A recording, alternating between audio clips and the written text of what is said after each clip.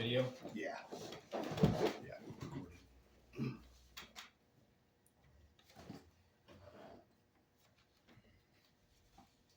62. Episode 62. Yeah. Okay. Joe's talking about mentoring. All right, here we go. Or Ready? whatever.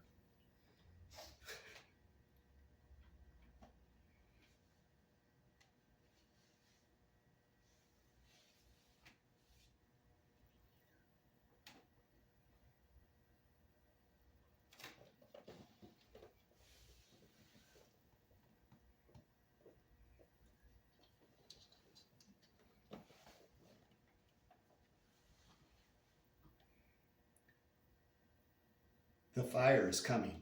Are you ready for the fire? We are firemen. We are firemen. The heat doesn't bother us. We live in the heat. We train in the heat. It tells us we're ready. We're right at home. Flames don't intimidate us. What do? We control the flames. We control them. We move the flame. We extinguish them. Friends, this is the Formless Podcast, episode number 62, with Tyler the Superhuman and me, Dustin. And today we're joined with Joe, Sensei Joe. How's it going, everybody? Hey, good morning. It's going good. It's going great. Thanks for having me. Awesome. This is the first time we've had a guest with this setup, so we're trying to kind of figure out how to navigate all of those hurdles, but hopefully it sounds good and we're ready to rock and roll. Yeah. It's really cool to be able to have this new system and have the ability to do this many people. And with this many mics, this many headphones. And not worry about like, oh, Joe's talking too quiet or too loud, or, he's drowning everybody out, or we can't hear him. That's been a major headache in the past with our old way of doing things. And so hopefully now we're looking good and sharp and that things are rocking and rolling. So Excellent. we all just had like a really good class. We just trained. Oh yeah. Thank you. Yeah. You were the teacher. It's funny. We were running late this morning, and I had to stop at the gas station and get the kids a treat. Because I have to bribe them to come down on Saturday morning. But run into Joe at the gas station. And I go, "Hey, Joe, who's teaching this morning? Is it you or me?" And he's like, "It's you, dude." Oh, okay, cool. We got it. I had a game plan because our normal Saturday morning class has been kind of upended a little bit. We had a guy who's been on the show before, Mr. Mark, and he was doing it, but work kind of got in the way, so he had to step back a little bit, and a bunch of people stepped forward, and we've been rotating who's going to run the class. But there's been a couple of gaps in there because not everybody wants to or can do it. And so I just kind of got it in my head like, well, if I show up and there's nobody here to teach, I'll just do it. Just do it. Yeah. Make it happen. But I signed my name on a couple of dates and just kind of forgot about it and didn't plan ahead, unfortunately. So, we're going. But next week's Phil and then you, right? Correct. Awesome. So what's going on? What's happening? I think, have we had Joe on since you've had your black belt, right? We had you on the day of my black belt test. That's right. Hunter and I. Yeah, that was a fun one. And then you were on one other time before that?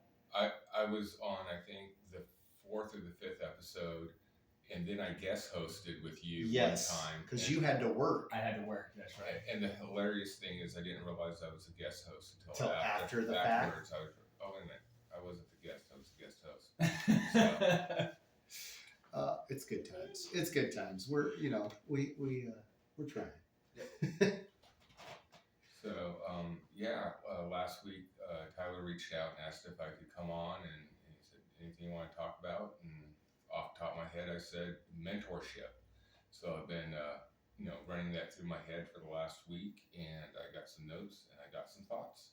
Sweet. Yeah, Sweet. That's great. I think that's definitely when we get our black belts, you really start mentoring really when you're almost a white belt. You start mentoring those below you, but it really seems to hit to really get solidified as a mentor when one hits usually like red, then brown definitely, and then black, of course. When you're like 2/3 through. 2/3 through, yeah.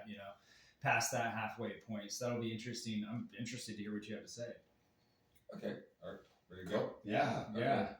So, those who've listened to my episodes before, I was in the California Army National Guard with Tyler, but I did 36 years. I retired just over a year ago.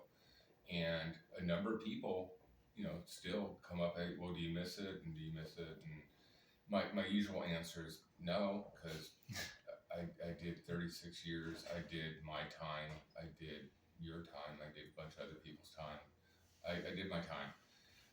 But the other answer I like to give is there is something else that's come into my life that hits all the positive notes that I love about the military, loses a lot of the negatives, and that's martial arts. So I'm still kind of I'm in so I'm going to do the Army versus martial arts, compare and contrast.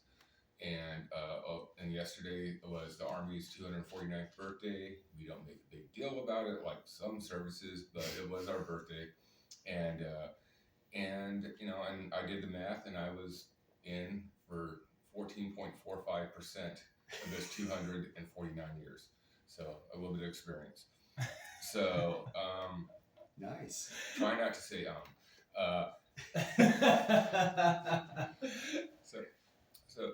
So what do we have? The comparisons. Well, let's see. We're physical activity comes along with it. There's a rank progression. There's uniforms. There's leadership. There's mentorship, and there's shared goals, and there's teamwork and harmony because you have to work together.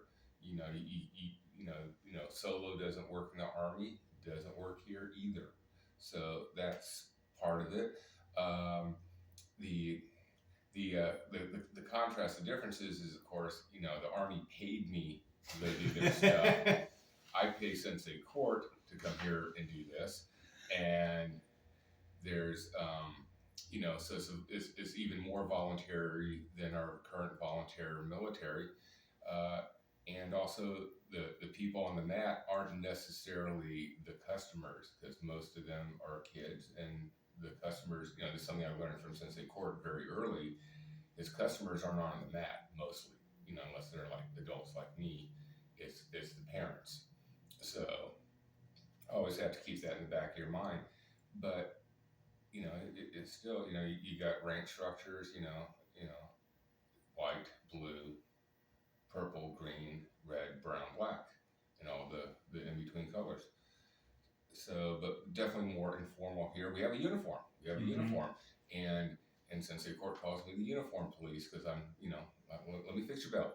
That's not right. I mean, be nice to the kids, but fix your knot, and don't wear your belt outside, because that's the rule I learned when I got here. I said, when you're a senior sergeant, you're the enforcer of the standards, and that includes the uniform. So, but I try to dial it down to the best of my ability.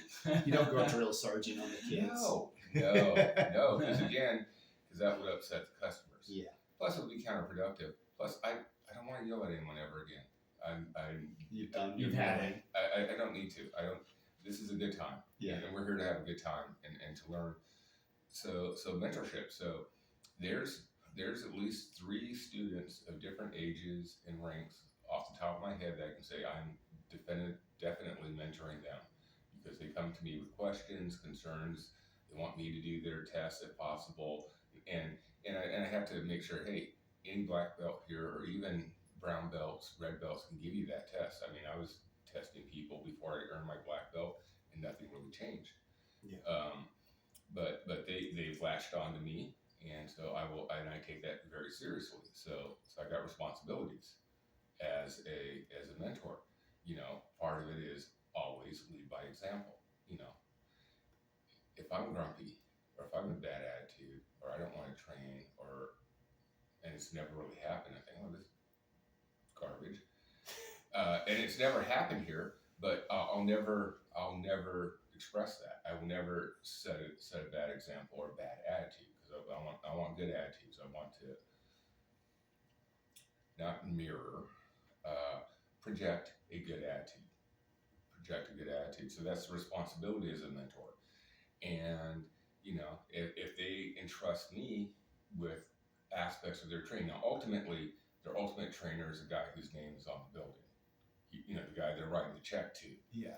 But me as the senior student in this dojo and someone who Sensei Court relies on to help train and to help train students, so I take that really super seriously.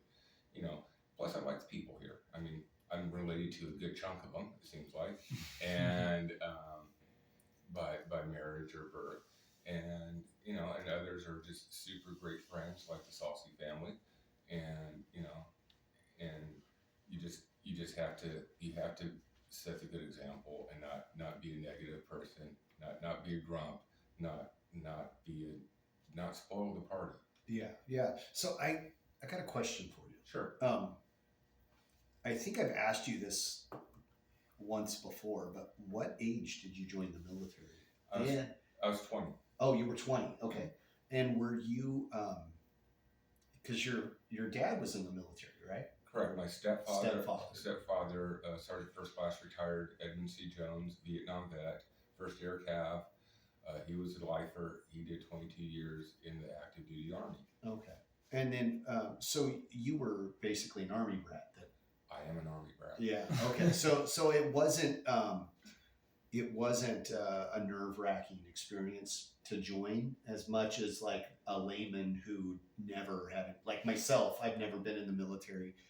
I've had family members in the military, but they weren't close growing up. So I had no clue other than what I saw on like TV and movies and stuff. So I just envisioned like Full Metal Jacket, where you got the gunnery sergeant screaming in everybody's face because they're dumb and, have no clue what's going on. That movie came out a month before it shipped. No kidding. Did you watch it? Yes. And understand, as an Army brat, as a dependent, to proper terminology, dependent of a soldier, I lived on bases, but I really had no more clue about the military beyond what I saw on television, other than the fact that Dad wore that was where he went to work. And he went to work, and he would sometimes wear his, this is the 70s, so the green uniform, the solid green, he hadn't gone camouflage yet. And occasionally he would wear the tan uniform, which is just a great uniform. And Army has a bad habit of changing their uniforms all the time and never sticking with anything. But the short sleeve tans with the stripes sewn on them, always I thought tan short sleeve shirt, sharp uniform. I see movies and whatnot from the 70s. That's a good uniform. But once you get there and you have these borderline psychotics and giant brown hats screaming at you, all that goes out the window. It really does. Yeah, I mean, I knew better than to call Sergeant Sir, but my dad being a Southern born and Southern raised, and my mom is yes ma'am, yes sir. So someone's yelling at me, the default's yes sir. Don't call me sir. I know that. I mean, I didn't tell him that. I was just thinking in your head. And thinking in my head, oops, screwed up. And a few times I thought this was a bad decision, and what have I gotten myself into? But as millions of people have done, through the years of this country, and even through the world, you get through it. Through it, and it's basic training is really, besides teaching you the skills, but it's also to get you in the mindset that now you're part of a group, and you have to do what you're told, because if you don't, bad things are going to happen. Yeah. Well, and to go back on what you said, like, I think your reality or your normal changes. Your normal as right now, you get out of bed, you brush your teeth, you have this normal routine. And I think they kind of like flip that on its ear for a number of different reasons, probably psychological and physical and the whole gamut. But like you adapt, you get used to a new normal, or you don't, and then they find a way to get rid of you. I'm assuming. Right. Yeah. There's at least one dude, maybe another one. It's been a long time that didn't make it through simply because whatever is going on in his head it was not compatible with army life. Some people injure themselves. That happens too. But I think definitely one guy, can't remember his name. I can picture his face. Yeah. He just didn't adapt to army life. He was too weird for the army. Yeah. So, who were your mentors growing up, and then who were your mentors in the military, and then who were your mentors after the military? All right. Well, kind of growing up, I was, very nerdy kid, and once we moved up here, this place was very alien to me because I grew up on Army bases, so we moved to Shasta County when I was 13. So I had my nerdy friends, and this was in the early '80s. Nerds weren't cool. There wasn't, They hadn't inherited the earth yet. There's no credibility. You read comic books, you liked sci-fi, didn't talk to girls. That was my high school. No. And then after, and once I got off school, I didn't do sports. I didn't hang out with friends. I cut grass and stacked wood and raked leaves and helped earn money to feed the family because Dad's retirement didn't cut it for a family. My older sister daughter moved off to college, but 3 kids, mom and dad. So he's been retired far longer. I think almost twice as long as he actually, because he's 82. He retired at 42, and so he's been retired longer, twice as long as he actually was served in the army. That's crazy. Yeah, and so I just had nerdy friends. My 20, and I think probably my first big mentor, big brother really, is a guy named Tom Ronavera.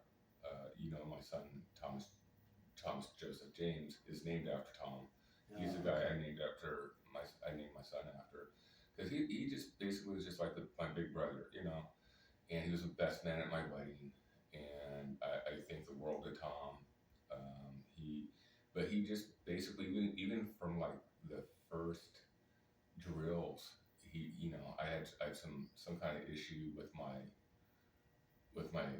fuses at my apartment or something, and I don't know how he found out, but he called, and this is landline time. This is late '80s. Yeah. They didn't call me on my cell phone, but he made sure I had the right stuff and I didn't blow myself up or burn down the house. And he's just, he was just an older guy.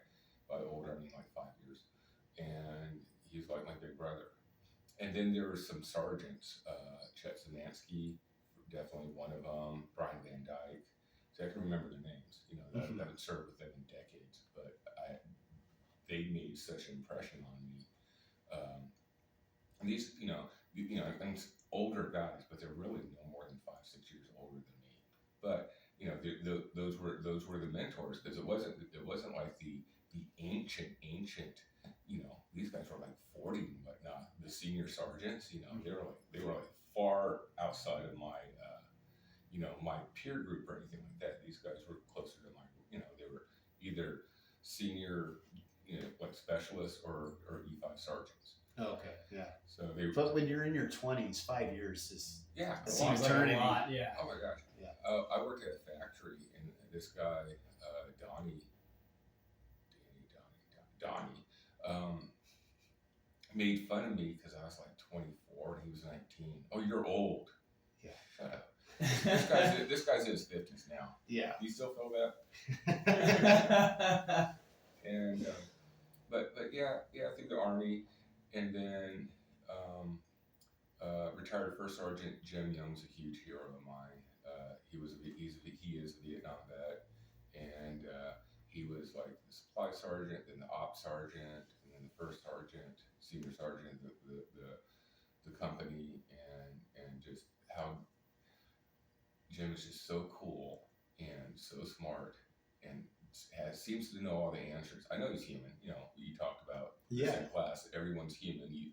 But this guy just seemed to, and I embarrass him in public every time, just letting people know just what an awesome guy he is. The late Sergeant Major Monty Carmona, really good guy. First Sergeant Tiernan, he was first sergeant when I made sergeant, so he was on my promotion board with Jim Young and Master Sergeant Albrightson. So what's a promotion board? Is it like a panel? It's a panel. Okay. You said board, and I'm thinking of like some plaque that you hang on the wall, and like they have the list. Translate. It's a panel. Usually senior sergeants. Actually, officers are involved with this. So you have to like interview to become a sergeant? Yeah, you go before a panel. It's kind of they ask you questions. Yeah, they ask you questions. Basic. I know like how to measure across the stream with the compass. Okay. Basically, how to do a cold start on a M800 Series 5-ton, which is a big truck. It's a big truck. Okay. Yeah. I'm a layman. So. Okay. It's a big diesel truck from the 70s and 80s. 5-speed high low. I can drive that. Yeah. I just didn't know what it was called. And just everything is an M. M1, M14, M16, whatever. Yeah. And the bridge trucks were M812 A1s, which is the nomenclature, and how to do a cold start on it. And this is just basically seeing if I knew if I was going to freeze up or anything like that. And some basic soldier questions, some maintenance questions, some engineering bridge questions, and 3 months later they pin sergeant on you. Yeah. So did you go in front of a board, Tyler? I'm sure I did. I'm racking my brains trying to think. You were a sergeant. I made sergeant. You made sergeant. E5 sergeant, buck sergeant, and then I got out before I promoted past that. Yeah, I think I did. I'm pretty sure I did. I just can't remember it. Because that's the norm, right? You have to go before a board. It depends on. Or like if you're in the middle of combat zone. If they have the time, this, and I think sometimes you have, because I know other people like Rusty Chambers. I don't think he was ever boarded. I know when I put in my first sergeant packet, I didn't go in front of anyone but something called a paper board. So they review your paperwork and your application and everything like that. And I got the job because I was the only one who applied. But I met the standards. So, gotcha. So with every rank you get a board, or is that just after a certain rank? That's the only board I ever went in front of. Okay. So was the first sergeant board or your 5 for E5? Okay. And they did a paper board for my first sergeant. I know when I made sergeant first class, that was all Paul Thompson. And Paul Thompson, who was our first sergeant at the time, just doing his magic. There's another guy who's a peer, but also a mentor, and someone, just probably the smartest guy on the planet, certainly the smartest I've ever met. And first he really annoyed me because, man, this guy knows it all. He thinks he's a know-it-all. Then I realized, oh wow, he actually is. But I did. It could have been a paper board when I made sergeant first class, but it was all behind the scenes. What do you think? This kind of question for all of us, like, what's like the book definition of mentoring? Like, I mean, I'm sure we could pull it up on our phones, right, and be like, but like what? Like what? What's it to all of us? Like, I mean, it's funny because you think about mentor. Like in my mind, you think, oh, a mentor is someone who has to be 10 years older than you, but then you're saying somebody that's 5 years older. Right. Well, you're right behind. One of the people I'm mentoring is older than me. So that was going to be one of my next questions. Can a younger person mentor an older person? Right, because I have a black belt and he doesn't. So, and I think mentorship is guiding another person and helping helping them progress and to reach a goal or the next step. Off the top of my head. Yeah, that sounds good. What about you? Guiding. I would have stumbled my way through it. I would have fumbled. I probably would have said something similar. I would say mentoring is somebody that, like sensei, the meaning in sensei is one, sen, and then sei, you have to break down that it's sen, and then sei, sei. Sensei, there's two definitions there that mean, which we are all senseis because we all have black belts. Sensei is before, or sen is before, and then sei is life, I believe. I might have got that backwards. But sensei means before life, or one who has come before. Oh, okay. Yeah. So, and it translates into Japanese, as I understand it, is that it translates, so sensei means one who has done life before you, type thing. Like, so like a You've traveled that path. Traveled that path. So like you're talking mentoring somebody that's older than you, right? Mm-hmm. And so yeah, but they are older and they have more years of life, but you have the black belt, and in this area you've walked that path before them. Right. I'm mentoring them on how to learn our style and to progress. So I'm certainly not telling this guy how to live his life or to balance his checkbook or anything like that. I mean, he's, it's just basically, it's very focused. And also mentorship is being a resource for that person. Like if they have a question. So, and as ever, here is like, either I know the answer or I'm not sure. And then I'll go find Sensei Court or one of you guys and get your feedback on it. Because I had a question about the advanced blue belt test, and then because it's been a moment since I've done it. Yeah. And even I think I even gave one of those a bit ago, but I just had a brain fade.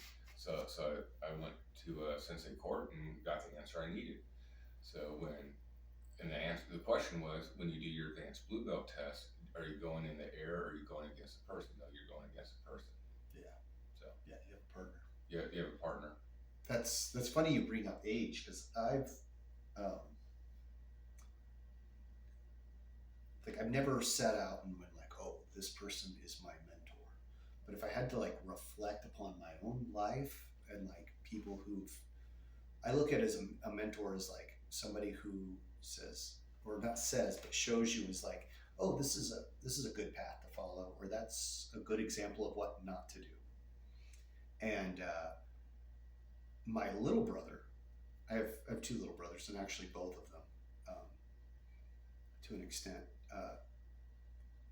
were always the people that were like, oh, that's what I should be doing. I always joke that my immediate younger brother always looked at me and went, as long as I don't do what that guy's doing, I'll be all right. And so he did the opposite of what I did and made it out okay, But they were always somebody that I kind of was like, oh man, they're doing what they're supposed to be doing. And yeah. When I think back about like self-reflection in my immediate circle growing up, I was like always like, oh yeah, hey, they got it. Somebody's given them the secret, figured it out. Yeah. And then, and there's formal mentorship, in the Army. It's like, I am your supervisor. If it's another sergeant, if I'm supervising a junior sergeant, I'm doing their evaluation, stuff like that. I can think of people like that. Here it's very informal, but in both the informal and formal, it's a collaboration. It's not a one-way street. It's not me standing on high with two tablets with all the wisdom and the knowledge handed down to me that I'm not going to give to you. It's a collaboration. It's back and forth, and it's like, what do you want to work on? It's really a teamwork effort. It absolutely is. Yeah. And that goes into teamwork, is that I like it what we have here that Sensei Court has at the school is you have the contract, the student teacher agreement contract, and I haven't read it in a while, and I don't even think I had to sign. I don't know, maybe I had to sign one when I joined. Did you? No. I don't remember, but he has everyone sign it now. I think, or it's in the packet you get. And I think that's a really good thing because there's the student-teacher agreement, and that basically says, I agree to learn and, essentially not argue type thing, have a good attitude, those types of things. Show up, be here, be present. And a mentorship, like you were saying, teamwork it goes both ways. It's, I'm agreeing to mentor you, and the student needs to have almost this, almost the same attitude. I'm agreeing to be mentored by you type thing. Yeah. Like, do you think there is like a formal, hey, the Army, obviously it's kind of built in, you're a E6 staff sergeant, you got the new private that's out of basic training, you're going to watch over them, you're kind of going to tell them like, hey, I'm in charge of you, I'm going to guide you through this. Someone might say I'm going to mentor you. But outside of the Army, so you've got that, or outside of the military, like here, do you think there's did you have a formal agreement with that gentleman who's older and be like, I'm going to mentor you, or did it just kind of naturally went that way without those words? It was very organic. Organic. It was very, very organic, I'm always here. I'm always here. I'm Monday, Tuesday, Wednesday, Thursday, Friday, unless something's come up, I'm always here. And by nature, both in the Army and in my civilian job in this place, new person, new people are nervous. New people are, what am I doing? I'm going to go introduce myself to the new person so that I'm not just this guy wandering around with a slightly grumpy look on his face.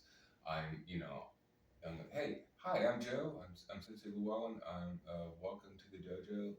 What's your name? Oh, cool. Hey, I hope you really have a good time here. This is a great dojo. My whole family trains here. Some great people, and I'm here for any kind of help, questions, whatever. I'm here for you. Yeah. I've seen you do that. That's pretty good. I was going to say, Joe is probably outside of Blaine Court, who runs his name's on the building. Outside of him, I would say that you are probably the most known person in this building. Oh. And slowly for the fact that you're usually the first person in line to shake somebody's hand and introduce yourself and make those pleasantries, which is really cool of you. And I think that is one of the key elements of being that mentor, is just being nice, just being like, hey, I've been in those shoes, I know what that's like, and let me help you along so you don't make the mistakes that I made, or you don't veer off of the goal, and I think that just being a decent human being first and foremost.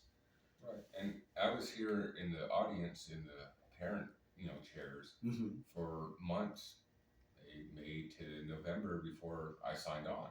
So you were out there, Skip, Isaiah, Tyler, obviously, Tyler's family. Yeah.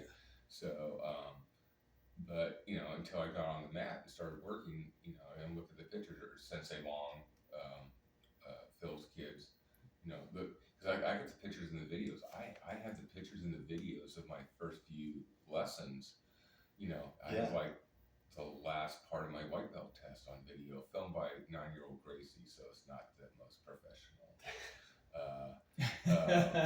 photography. What's she now, 15? Almost 16. Yeah. So you've been a while.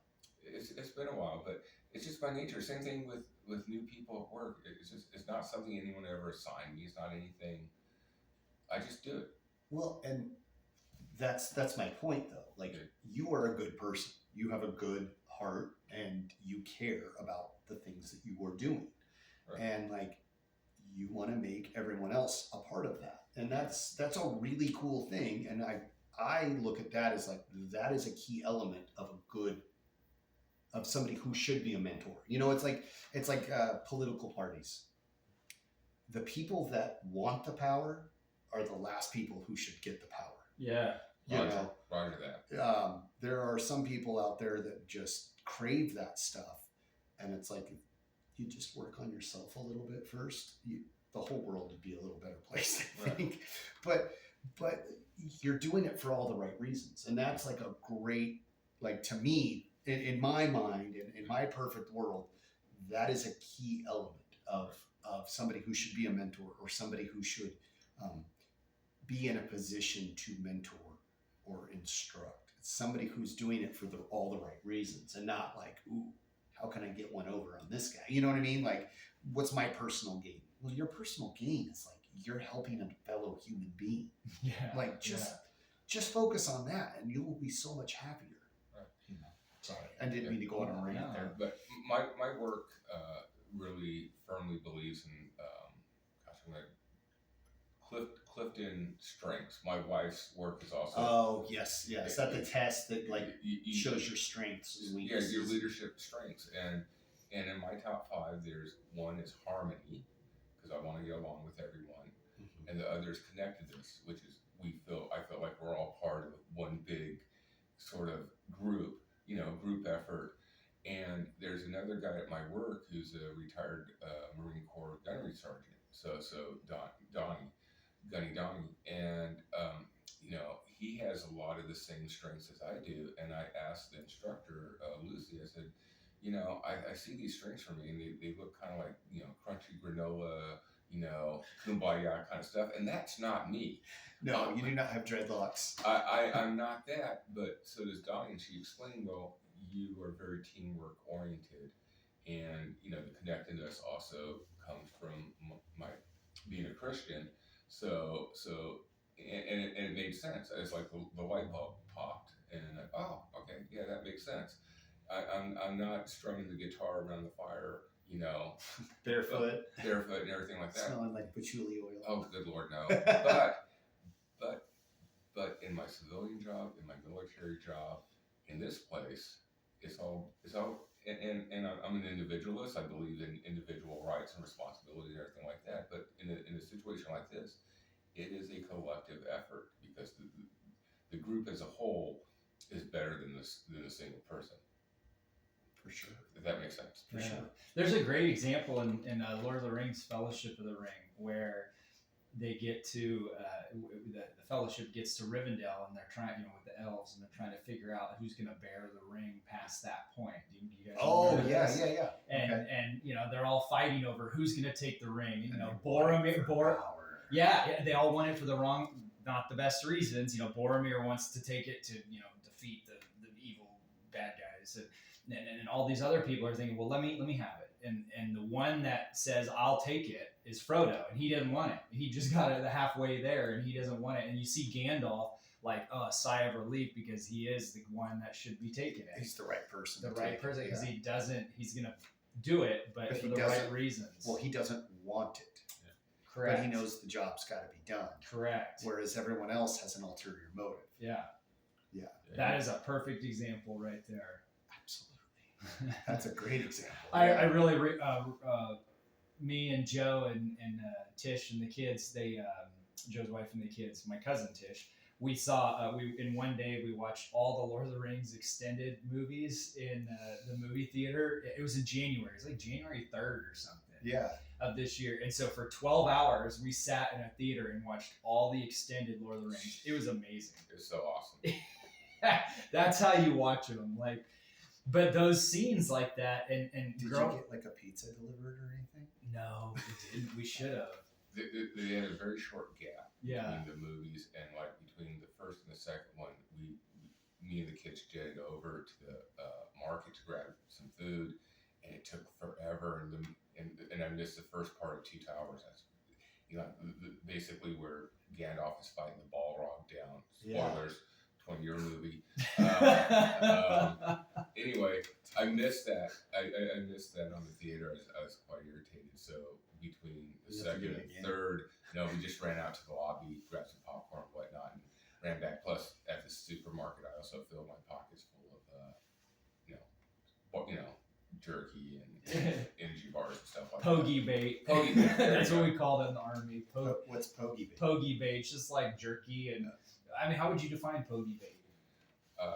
Just basically foods to snack on, so you're not waiting on the meal delivery. Oh, that may or may not show up. So it's just your own supply of food. And the the term pogibait is like when you're going to the admin person to get your leave approved or to get what you wanted done. Sometimes you might need to slide that candy bar across the desk. Little bribery, never heard. Yeah. That term pokey bait always kind of had like a negative connotation to it, like, oh, you're getting some pokey Oh, bait. see, I was thinking, to me at least. Yeah, I was thinking, or I was under the impression that like you're taking contraband.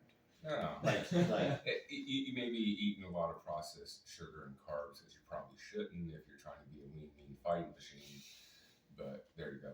Gotcha. You know, and so like kind of like Lord of the Rings is another great example. You know, Gandalf.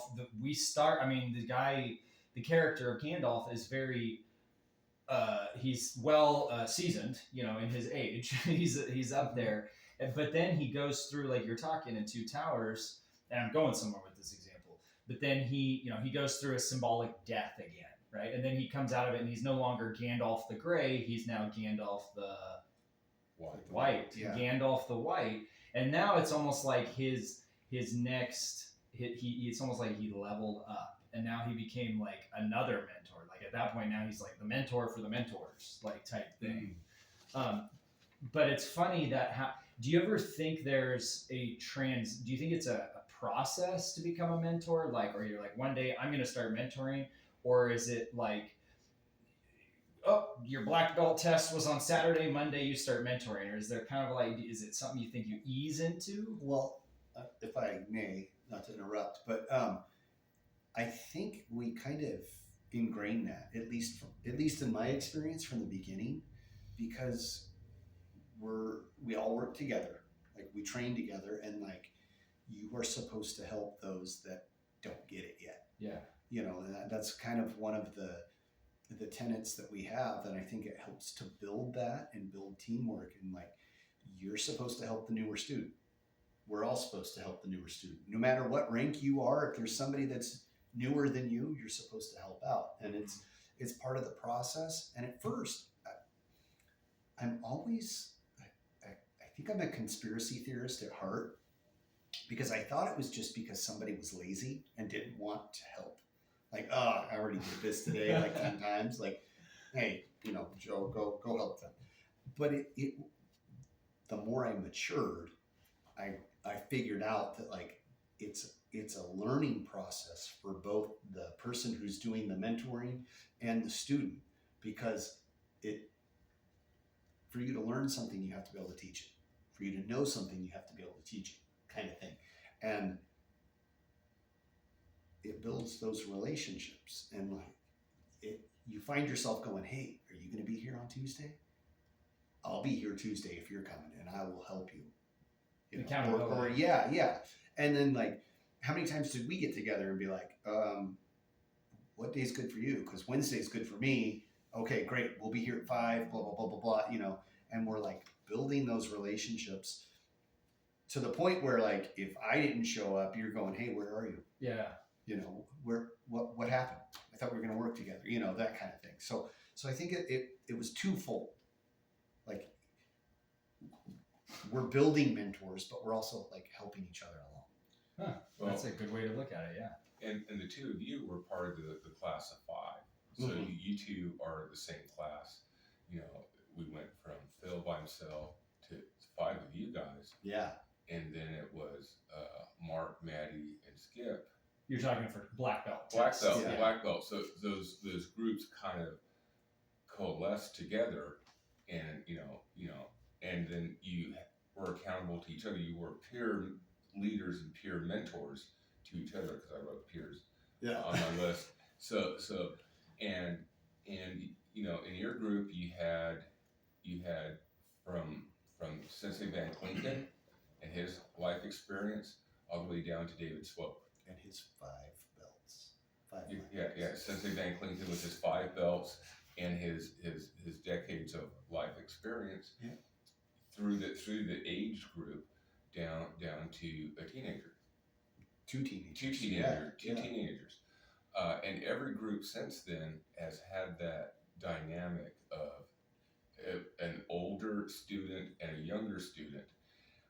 And it's even with the group of black belt candidates that we have right now, you have the same thing.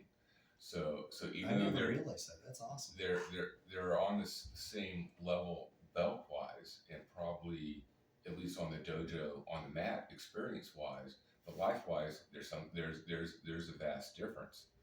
There's a vast difference between Tish and Ava. Yeah. There's a vast difference between me and Hunter.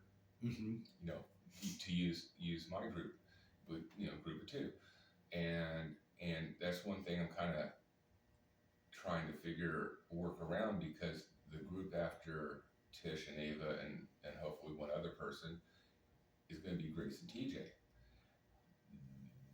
There's no adult. There's no there. Your kids, you're talking. Yeah, Gracie and TJ. Yeah, yes. Gracie and TJ, my children, and that's actually I talked a little bit with Sensei Court about that this week, but trying, we need to figure out who can help them, who's not me or Tish, because I will absolutely help. I will absolutely help them, but I think for the purposes of a more efficient, and also someone might be a little bit more patient with them than me. You're not so close to them. Yeah. Yes. I'm not objective at all. You don't have to live with, you have to live with them. Whereas somebody else, a third party, doesn't have to go home with them every night. And that's, and instructors a lot of times, I trained with Tish today, I trained with TJ today, but a lot of times, like last week. For a limited amount of time. But like when Hunter was working with them last week, because that way they're outside of the house. Well, and not only that, they're not going to bring that home. Right. And that's kind of trying to figure out, because and there's really the next person in line behind Grace and TJ is another 15-year-old. Mm-hmm. So there's no adult in their group. So we'll figure that. Every class is different. Everybody's different. Yeah. But that's one thing my kids won't have that I had, that you guys had, that Tish has. Yeah. Well, and for me as an older guy, Hunter was a great partner because he had the youth and the enthusiasm. He was definitely motivated. He is definitely motivated. So he helped drive me. I wasn't driving him. He was driving me. It was a group collaborative effort. I see what you're saying. That's very interesting. I think I had thought about that, like not on a deep level before, but thought about it in just for like our group. We had 5 people, and we had, obviously in our group we had Sensei Van Klinken. Yeah. And we say Sensei because at the time, he was going to test with us for his black belt in Wu Ying Dao, but he had 3 other black belts and a green belt. Yeah. And so he had all that experience, and then you and I bringing all our life experience to the table, and then we had the 2 younger guys, and it's real dynamic. But it's interesting to think about that, because I haven't thought about that really as much, that we're all on the same level belt wise, but you all bring different things for sure to the table. Sure. Yeah. That is very fascinating. And in our group, the older gentlemen showed up an hour early to warm up, and stretch, and get ready to go. And the young kids showed up 5 minutes before the test started, ready to rock and roll. And I have to point that out. Yeah. They just rolled in, kicked off their shoes, threw on their belt, and got out of bed, and brushed their teeth, and were like, "Okay, let's go." Must be nice. Well, it's what is it? Something's wasted on the youth. There's a quote. There's a famous quote, and I can't think of it right now. It's like youth is wasted on the youth. Yeah. There's something about that, how it's wasted on youth. But you had Hunter there an hour early. Yes, I did. Yes, I did. Because I was nervous for him. He was fairly confident. He is like I don't want to go as far as calling him a Terminator, but like there's no emotion. He gets excited about stuff and he smiles. He's got that big kid smile. But like you don't know if he's stressed or if something's bothering him or if he's worried. It's just like, oh, okay, cool. He is so even keeled. Yes, very stoic that way. So I was like, I have no idea if this kid's prepared. I've distanced myself from that because I am an emotional creature. Like I fly off the handle, or I can't watch my children test or even my wife test. Like I have to physically remove myself because I find myself chiming in and yelling or cheering them on or trying to help them out. And I feel like I'm a distraction to them. I've literally had them say, "You're distracting me," or "Shut up, Dad, like go away." So I have to like bow out. But I couldn't help myself. I brought him there way early. Yeah. And, yeah, when my kids are testing or Tish is testing, I was on the panel. Yeah. But I basically just separated myself from husband versus black belt, and gave a Unbiased opinion. as unbiased as I can be. Yeah. Because I also known her over 18 years, coming up on 18 years of marriage. So, I've known her 18 years. Yeah. Yeah. Then obviously I've known my kids their entire life. Yeah. Right. Yeah.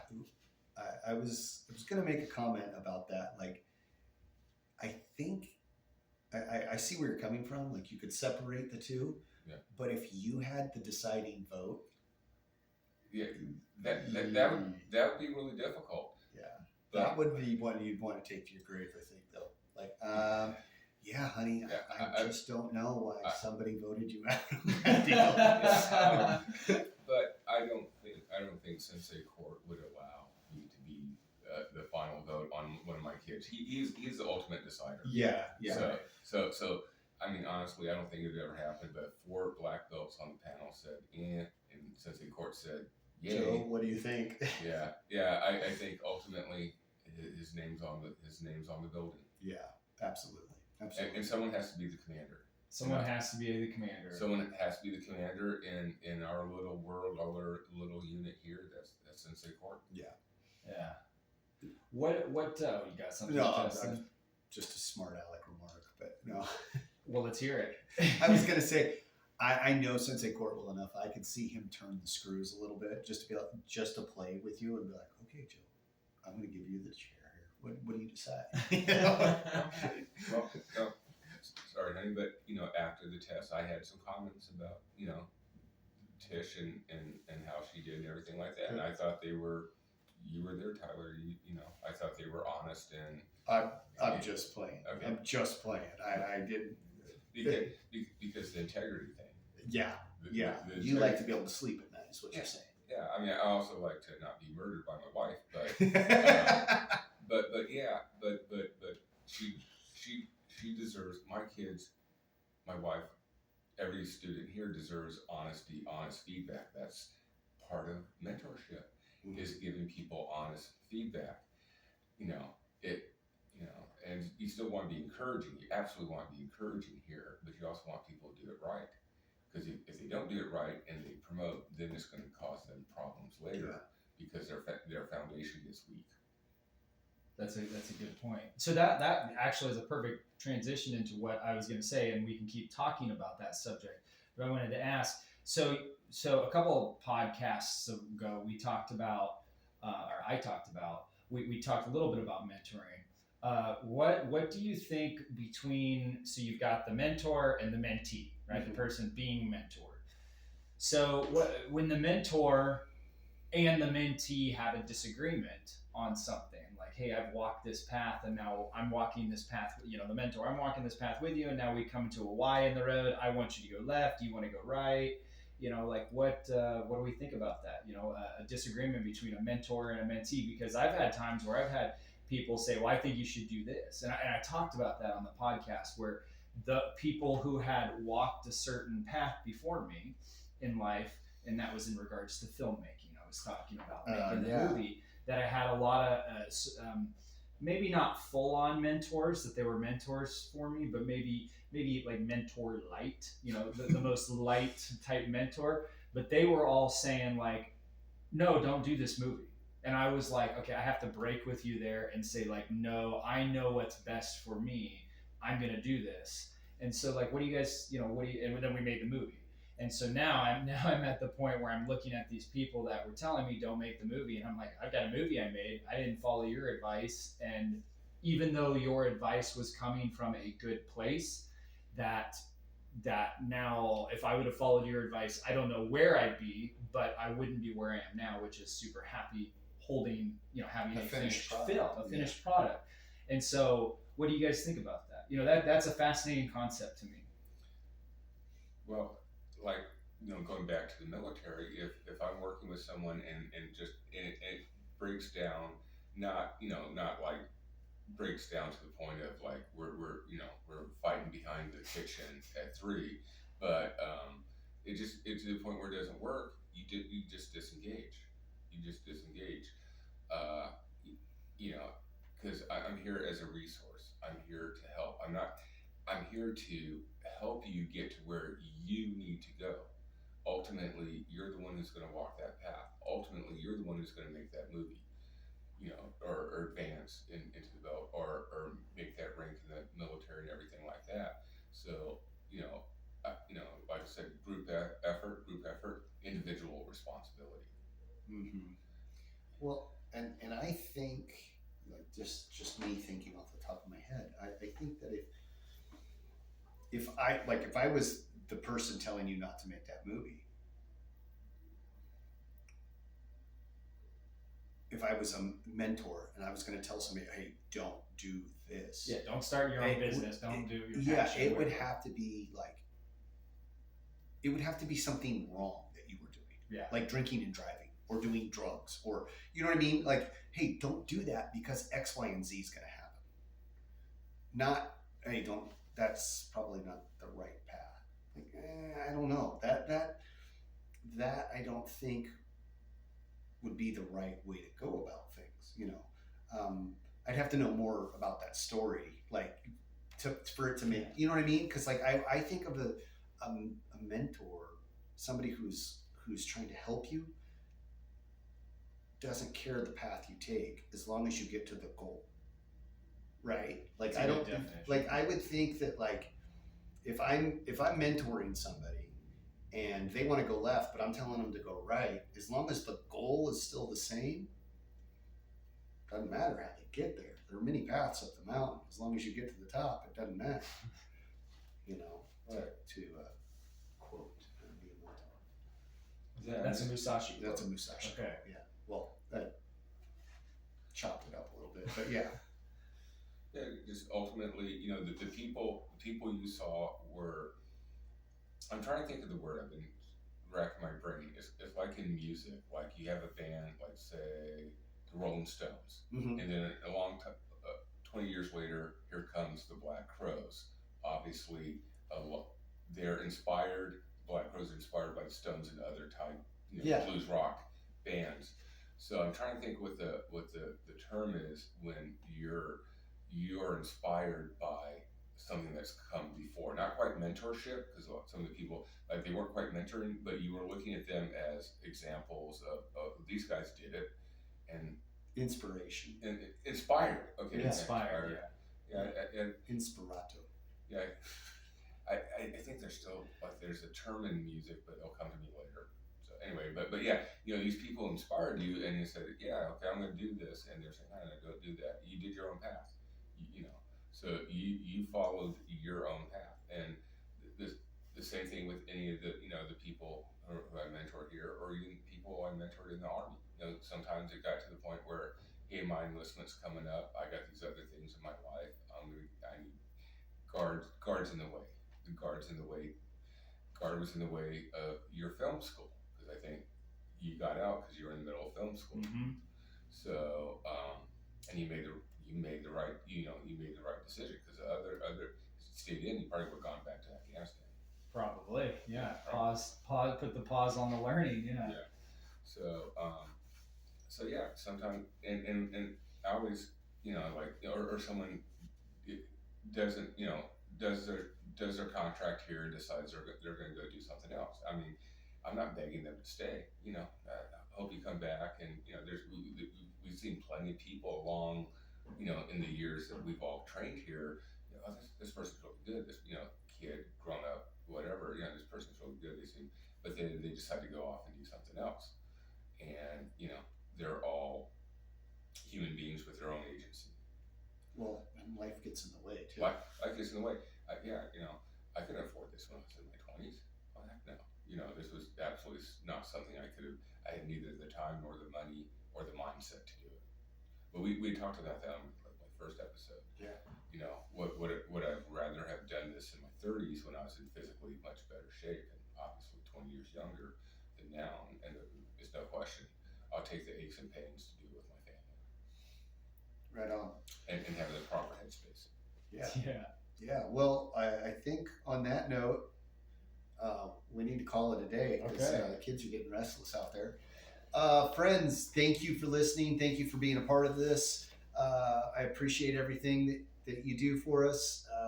We should, the word I'm getting is that we should have our store all consolidated and in one place on our website. So if you're looking for hats and shirts and snappy sweaters that you can look sharp in, they'll be there in one location hopefully soon. We've got stickers, tapestries, all sorts of fun stuff there.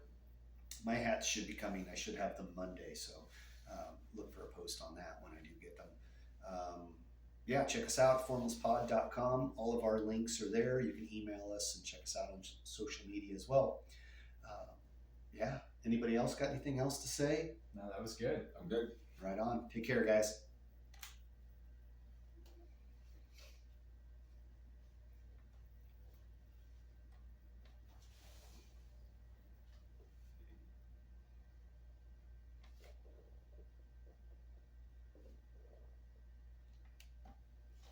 Right on. That was fun. That was a good one. That was good, awesome with Joe. all of us here like that. You want to stop that? Yep.